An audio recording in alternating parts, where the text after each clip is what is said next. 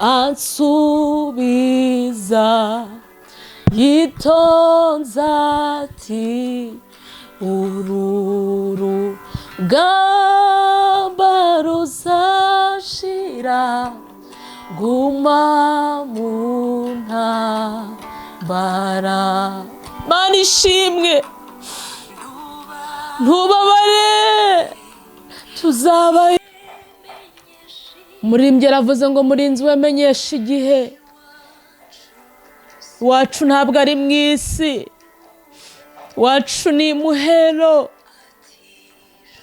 Ijoro ko rigutunguye umeze ute? Mana tugirire neza.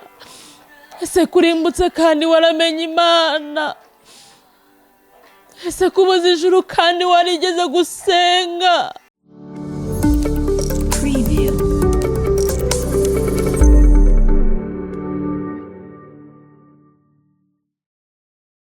Mana ishimwe, dushimiye Imana ko yongeye kuduha ubuzima, dushimiye Imana ko turi kuvuga bikemera, dushimiye Imana ko turi guhumeka bikemera.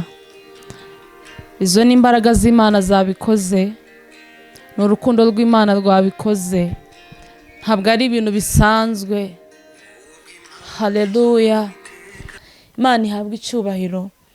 Turashimira Imana ko izamaraho umubabaro wose kandi ko izaca intambara zigashira. Dutangiye kuri iyi cano ya Fisi na Karine tuvuga ngo ubwo impanda z'Uwiteka zizavuzwa mu ijuru, icyo gihe ngo abafite ubumuga bazasimbuka, abafite ubumuga bwo kutabona bazareba.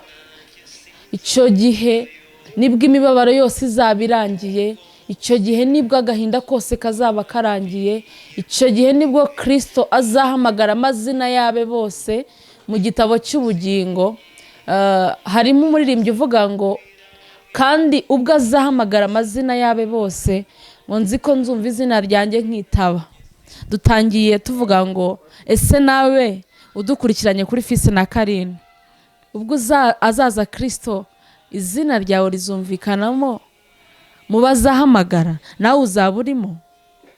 Icyo ni ikibazo tukwiye kwibaza. Reka dutangire dushima Imana, hanyuma dukomeze muri iryo jambo ry'Imana muri uwo murongo, tukurarika kugira ngo ntukureho urushinge, ntunyeganyize telefone, wumve icyo Imana igushakaho. Ese waba uri kuvugana na perezida, wabona ikintu ugahaguruka ukagenda? Ntabwo byakunda. Watega amatwi nta nubwo wabitinyuka. None Imana yo mu ijuru, Kristo waturemye, waturinze kandi uzanaza kudutwara, yaba ari kuvuga ukagenda? Oya, reka twumve twese, dutega amatwi. Nanjye ndi kuvuga ijambo ry'Imana mba ndi kwibwira, nanjye mba ndi kumviriza icyo Imana iri kuvugana n'umutima wanjye. Nawe ntugende utumvise icyo Imana igushakaho aka kanya. Imana iduhana umugisha mu izina rya Yesu. Data mwiza, turagushimiye, tugushimiye ko umugambi wawe ari mwiza ku buzima bwacu, tugushimiye ko urukundo rwawe ruduhoraho iminsi yose, tugushimiye ko uhora utwitaho amanywa n'ijoro, tugushimiye ko uhora utuzirikana, ukazirikana abana bawe, intore zawe, ukazirikana ibyaremwe byawe, ibyo ukabyirengagiza turi abanyabyaha ukadukunda, ukirengagiza ko turi abanyaminwa yanduye, kwirengagiza ko twuzuye ubugome, kwirengagiza ko twuzuye uburyarya, kwirengagiza ko twuzuye urwangano, twuzuye amashyari, twuzuye ubwibone, ukatugirira imbabazi, ukavuga ngo namwe nimuze, ngo natwe nituze ku musaraba, ukavuga ngo nituze iwawe. Turagushimiye Kristo, izina ryawe rihimbazwe. Aya masaha abantu badukurikiranye kuri Fisi na Karine tubasabiye umugisha, turasabye kugira ngo umwuka wawe wera tuyobore Mwami gikwiriye imitima y'abagiye kumva ijambo ryawe mu izina rya Yesu, amen. Imana iduhana umugisha, turishimye cyane kubana namwe. Turashimira Imana cyane ko ari umukozi w'umuhanga, kubera ko yaturwaniye intambara tutari kwirwanirira, yabaye mu ruhande rwacu, yatwitayeho, ntacyo twaburanye. Uwiteka yatubereye byose, yatubereye umujyanama, yatubereye inshuti, Imana ihabwa icyubahiro, ni ukuri Imana yagize neza. Ibyo ngibyo ntabwo ari ibintu bisanzwe, ntabwo ari imbaraga zacu, ntabwo ari uko twakiranukaga, ntabwo ari uko twari beza, ntabwo ari uko twari dukora ibyiza kuruta abandi, ahubwo ni ubuntu bw'Imana. Imana yabanye natwe. Twatangiye rero tuje tuvuga ngo ese ku munsi wawe wa nyuma uwutekerezaho iki? Umunsi wawe wa nyuma uwibazaho iki? Ikintu cya mbere Satani akoresha kugira ngo yiba abantu cyangwa atwibe ubugingo, ni ukutwibagiza ko ubuzima dufite bwose bufite iherezo, ni ukutwibagiza ko ibyo turimo byose bizarangira, ni ukutwibagiza ko buri muntu wese uko yaba ameze kose afite umunsi wa nyuma cyangwa afite iherezo ry'ubuzima bwe. Nzanywe no kukubwira ngo ibyo urimo byose bifite iherezo. Waba uri mu bihe byiza, waba uri mu bihe bibi, ibyo byose bifite iherezo. Nagira ngo ngusabe mwene data kugira ngo ibyo bihurimo ntibikwibagize gukorera Imana, ntibikwibagize gukiranuka, ntibikwibagize kurinda ubugingo bwawe, ntibikwibagize kuba maso, ntibikwibagize gukiranuka, kubera ko ibyo ngibyo byose bifite iherezo. Ibyo ngibyo byose bizarangira. Amafaranga azagira iherezo, ubukene buzagira iherezo, ubwiza bw'inyuma buzagira iherezo. Kuri iyi si hariho abantu beza pe, hariho abagabo beza, hariho abakobwa beza, hariho abamama beza, hariho abapapa beza, hariho abana batoya beza.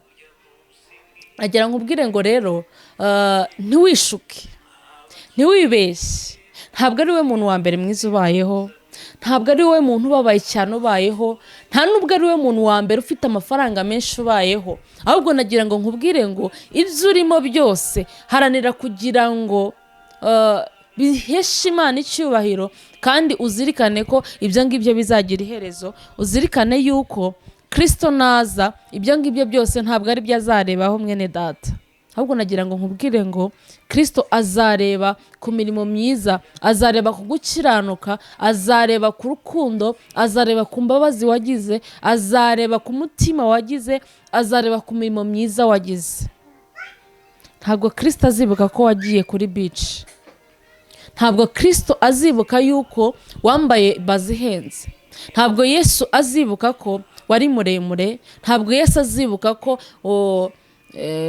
wari ufite inzu nziza, ntabwo azibuka ko wari utuye ahantu heza. Oya, nta nubwo ibyo ngibyo abizi, nta nubwo abyitayeho. Ahubwo icyazanye Yesu nicyo nje kubabwira. Icyazanye Yesu kigatuma yitanga ku musaraba, kigatuma amena amaraso, kigatuma arara mu ishyamba, kigatuma arara ubusa, kigatuma arara agenda yambaye umwenda umwe, kigatuma ajya mu gituro, kigatuma ajya ku musaraba akambara ubusa, kigatuma ajya ikuzimu. Imana ihabwa icyubahiro. Icyo ngicyo nicyo nje kukubwira kugira ngo twongere tukibukiranye, tumenye ko ku munsi wacu wa nyuma ibyo bindi bizagira iherezo, ahubwo icyazanye Kristo nicyo kizagira agaciro kuri uwo munsi.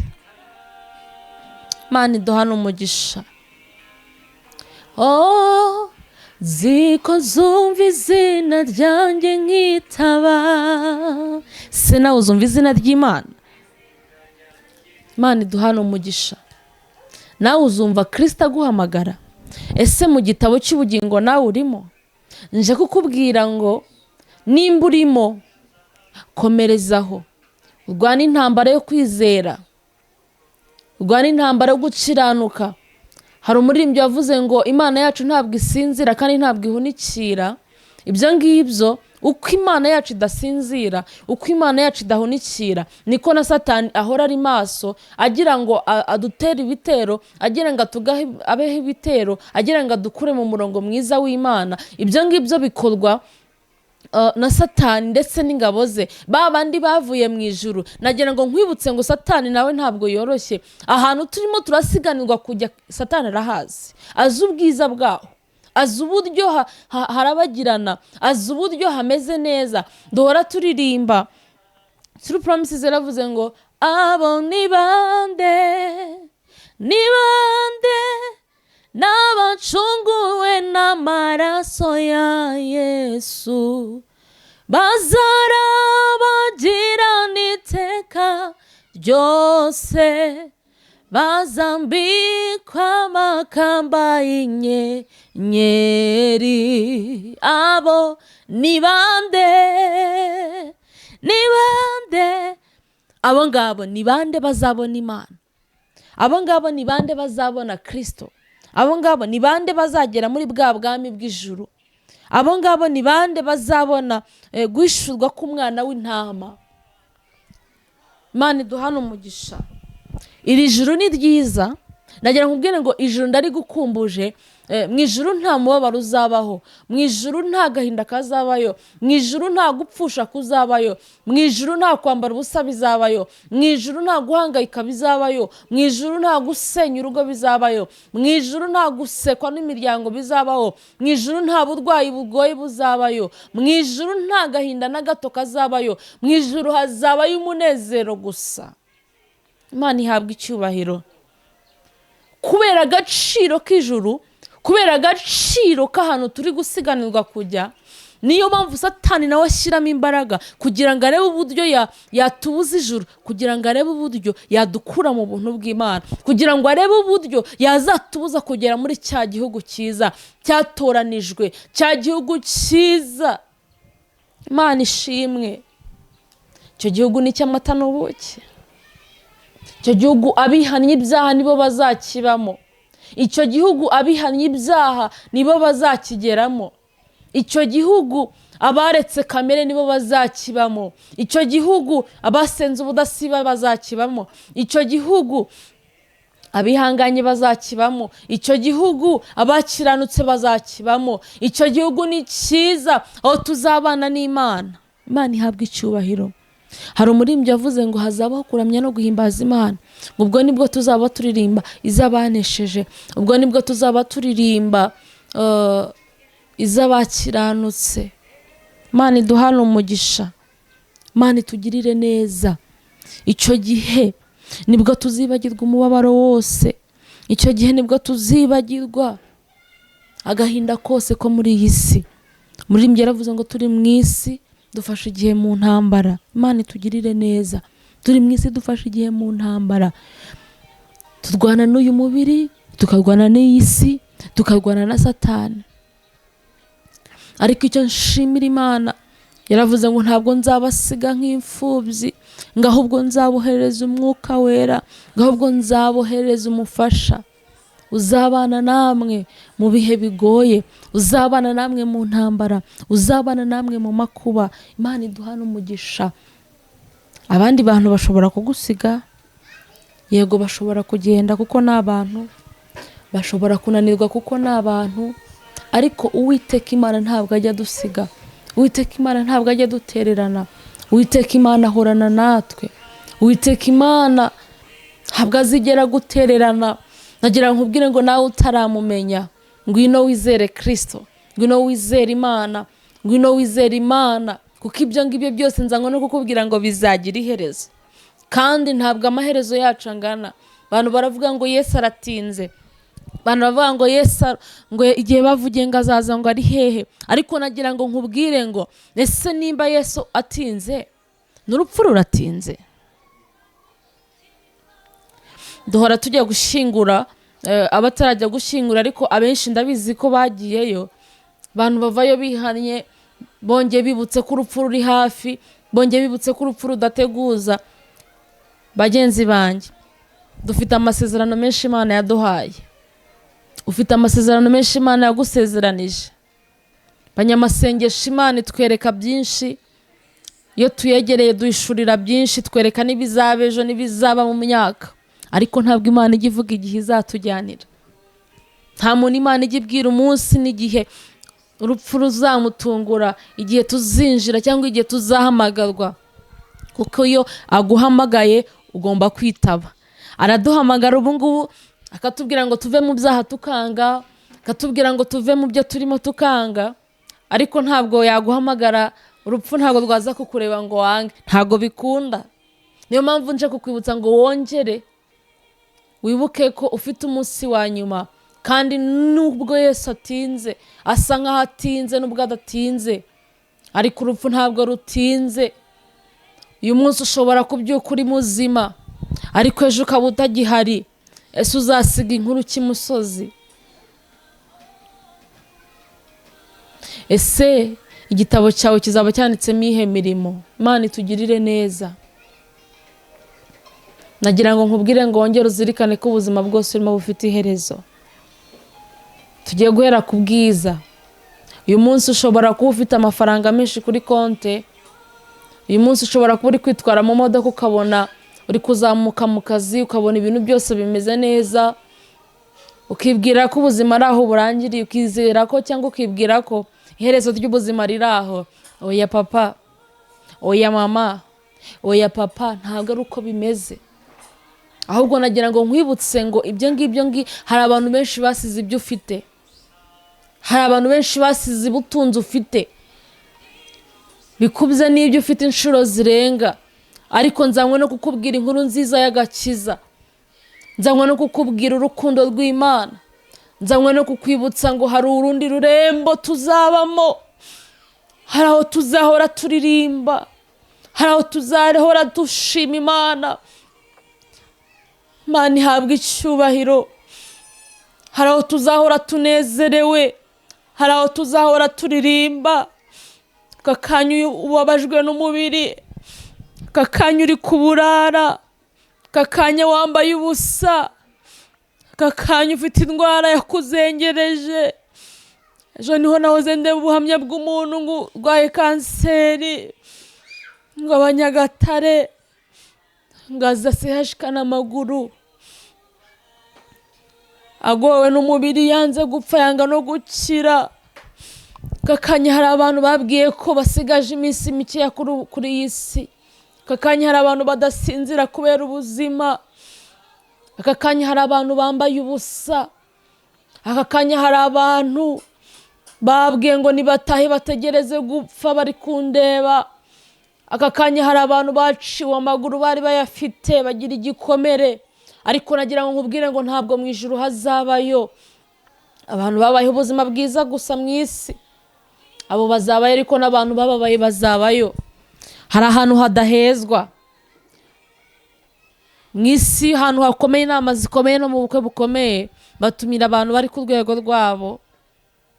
Hari ahantu uba utakwinjira, ariko nagira ngo nkubwire ngo mu ijuru abakire n'abakene bose bazabayo.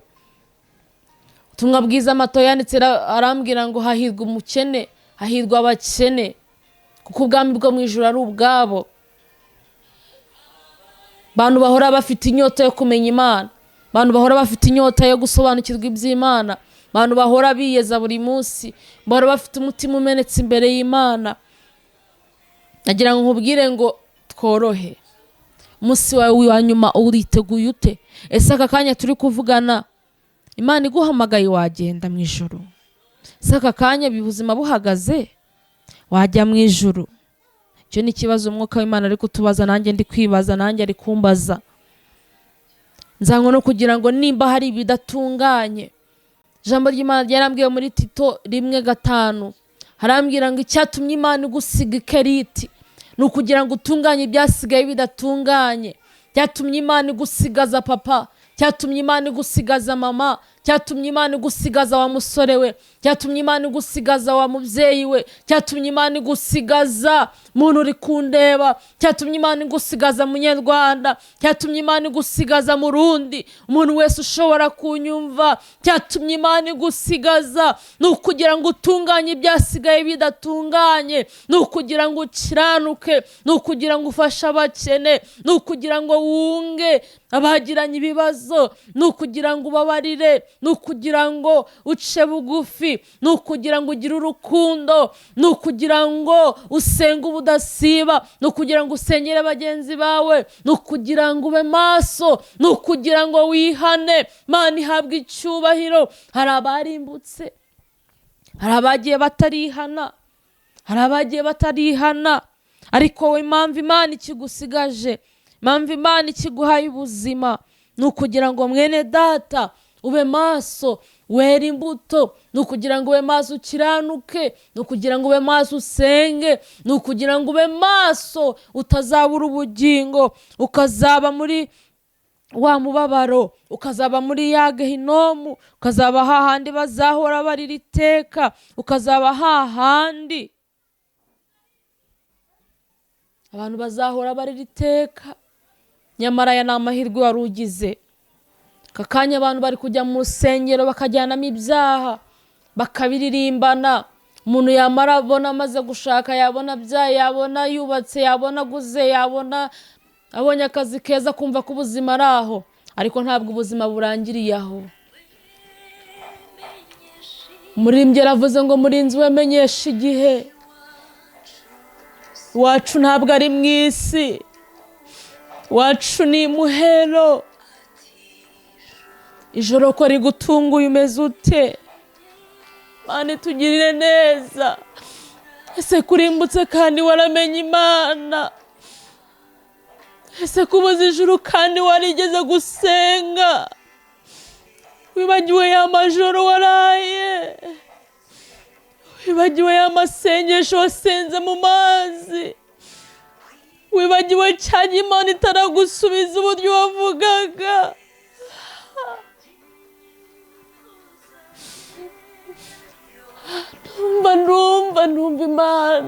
Ndumva Imana. Cyagiye utarabona ibyo kurya uravuga ngo nimbibona nzakorera Imana. Utarabona akazi uravuga ngo ninkabona nzakiranuka. Ese kubaye nk'uwabivukiyemo mubyeyi? Ese kubaye nk'uwabivukiyemo papa mwiza? Uravuga ngo nimbibona nzera imbuto, uravuga ngo nzakorera Imana. None ko urupfu rudutunguye, none ko Yesu adutunguye, tukaba tubuze ubugingo. We cyo mbwira nawe ansubiza, yitonze ati uru rugamba ruzashira, guma mu ntambara. Mana ishimwe, ntubabare, tuzabayo. Wihangane ukomere wowe ukiri mu nzira, wireke umurimo wawe wicogora, wisubira inyuma, garukiraho. Ni igihembo cyiza nidutabaruka. Mana ishimwe, ntubabare, ntusubire inyuma, wihangane.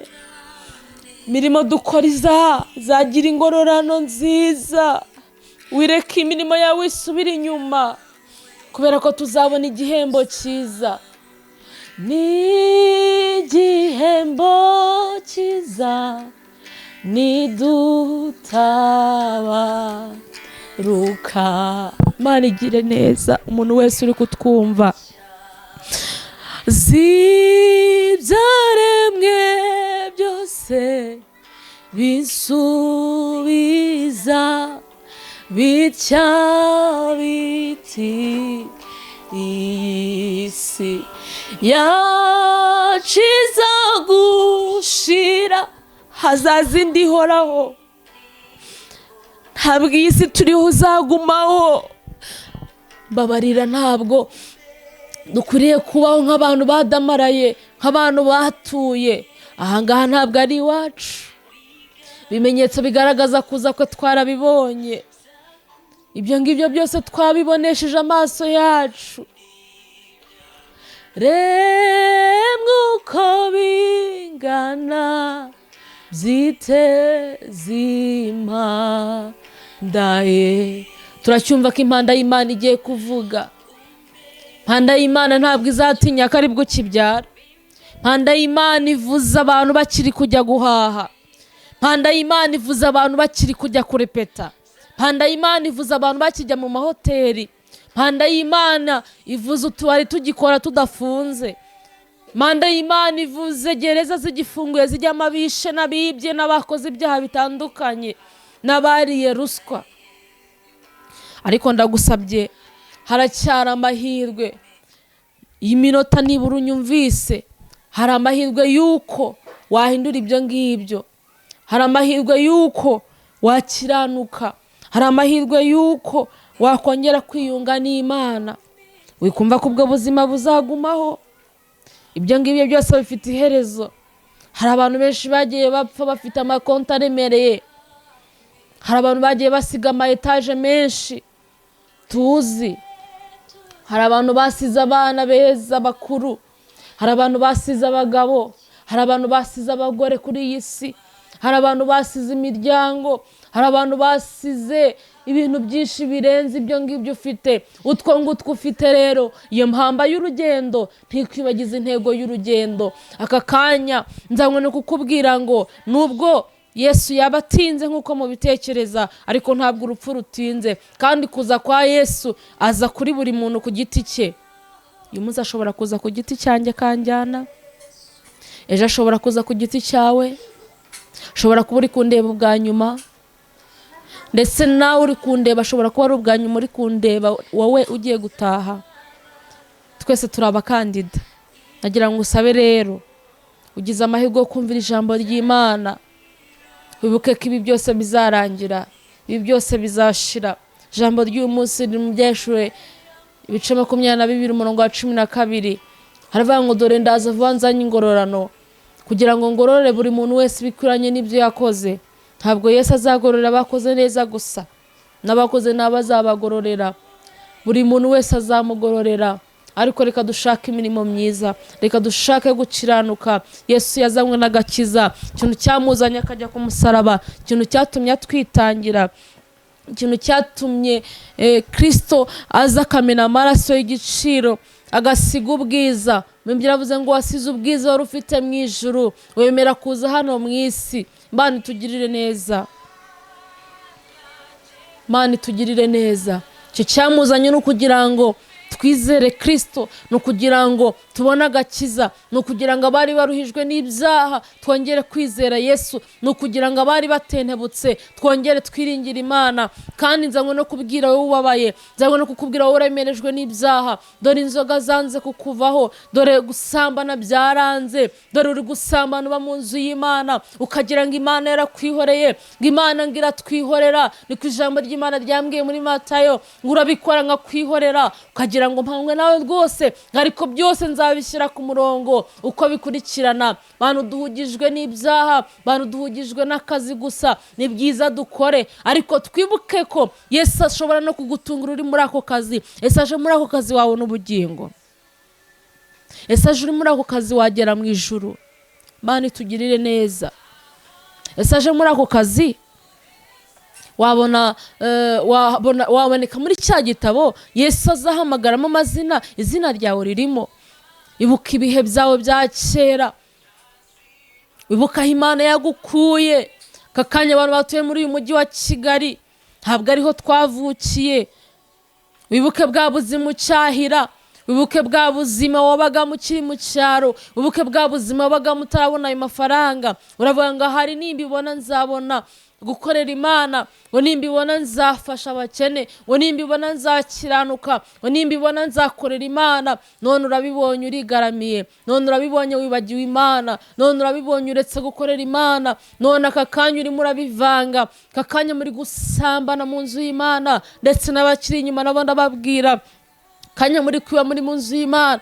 Kakanya dufite ubwibone, kakanya. Ariko Yesu aravugana n'imitima yacu ngo iki niyo saha, iki nicyo gihe cyo kongera kuza imbere y'Imana, kubera ko ngo dore Yesu araje vuba. Dore aje ku buzima bwawe vuba, ntabwo atinze. Dore aje vuba bwangu. Ese aragusanga he? Ese arasanga ukiranutse? Ese arasanga wubaha Imana? Ese arasanga uri mu buntu bw'Imana? Nagira ngo mvugane nawe mwene data, ugarukira aho ngaho. Twebwe twese kandi nsoje mbwira abantu bari mu murongo w'Imana, kubwira ngo komera, guma mu Mana. Mu Mana hari amahoro, mu Mana hari ubugingo, mu Mana hari byose twifuza. Kandi naho wababara ntabwo Imana ijya yishimira ko wabaza umuntu iteka. Ejo Imana yahindura ubuzima bwawe, ejo Imana igufiteho umugambi mwiza. Guma mu Mana. Imana izaduhamagare twese turi maso, izaduhamagare twese dukiranuka, izaduhamagare twese turi mu buntu bwayo. Reka rero dusoze dusenga Imana, dushimira Imana yabanye natwe, ariko tugira ngo dusabe buri muntu wese kugira ngo agarukire aho ngaho. Nimba ruri birimo neza ugumemo, ukomereze aho ngaho, kubera ko dore Yesu aje vuba ku buzima bwacu. Umunsi we wa nyuma ushobora kuba uyu munsi, umunsi washobora kuza ejo. Ntabwo Yesu azaza bwije. Azaza abantu bakijya mu kazi, azaza abantu bakiri guhinga, azaza abantu bakirwara, azaza abantu bakirimo barajya gusenga. Yesu azaza abantu bakirimo barakora ibintu bitandukanye. Rero ashobora kuguhamagara uri muri ibyo ngibyo. Ongera wibuka abantu bari barenze bagiye, ongera wibuka abantu bari bafite ibirenze ibyawe bagiye. Ibyo ngibyo byose rero nawe nje kukubwira ngo ashobora kugutungura. Rero ba maso, wisubire inyuma, ahubwo komereza aho ngaho nimba wari urimo neza, kandi nimba wari waranasubiye n'inyuma, ongera ugaruke. Imana iracyagufitiye urukundo, Imana iracyagufitiye imbabazi. Waba warakoze ibyiza uzabona ingororano, waba warakoze n'ibibi uzabona ingororano. Ibuka cya gihe ukirara hasi, ibuka cya gihe ukiburara, cya gihe ucyambara ubusa, cya gihe ukirara mu muhanda. Abantu benshi twibagiwe aho Imana yadukuye, ariko ndagusabye kugira ngo ugarukire aho ngaho, wongere usubire ku rufatiro, wongere usubire mu nzira nziza y'Imana, wongere ukore ya mihigo, ibuka ya mihigo wahigiye Imana, wongere ugarukire aho ngaho. Ariko nagira ngo mpumurize n'abantu bari bacitse intege. Imana iracyagira neza, Imana iracyagira urukundo, Imana iracyatabara, Imana yakugirira neza. Twebwe icyo dusabwa ni ugukiranuka gusa, tukera imbuto zikwiriye abihannye, undi Imana ikaturengera. Reka icyifuzo cy'uyu munsi rero dusengera umunsi wacu wa nyuma. Reka dusoza tuvuga ngo ube maso, nanjye mbe maso. Ibyo twakoze nabi tubihindure tucyumvira ijambo ry'Imana. Ntiwinangire umutima, uyu munsi ashobora kuba ari wawe wa nyuma. Dukore neza tugifite uburyo. Imana iduha n'umugisha. Yesu araje, dukomere. Bari bacitse intege mwongere mukomere. Yesu ari kumwe natwe, Yesu ari kumwe nawe. Mana, turagusabye kugira ngo umuntu wese uri kutureba imbaraga zawe zimugereho. Pawulo yaravuze ngo ngerageza gukora ibyiza, ariko ibibi bikantanga imbere. Mana iduha n'umugisha. Ariko